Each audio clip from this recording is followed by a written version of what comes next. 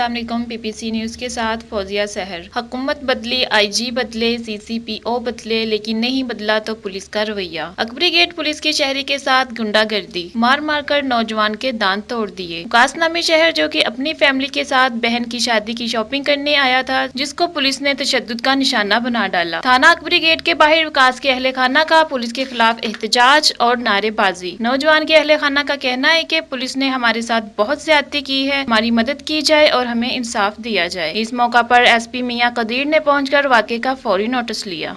Shopping करन आई सी वो बच्चा engineer है इस्लामाबाद तो उत्थे जॉब करता है।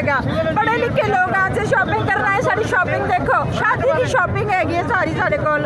ते साढ़े बच्चे ने उत्थों शरारती कार्ड मंगया, उन्हें कढ़ के दिता। सी थोड़े फासले ते तुरे आ रहे सी, दो बच्चियां पिछों आ रही सी, उन्होंने देखने वास्ते खड़ा होया, ओदे मुंह ते चपेड़ा मारियां। उन्होंने कहा कि इत्थे ना खलोने, कहा कि भाई मैनू खलोना पेगा, पिछों बच्चियां आ रही, उन्होंने कोल फोन नहीं हैगा। उन्होंने यह तप चढ़ी कि मैनू क्या मैं इत्थे खलोवांगा।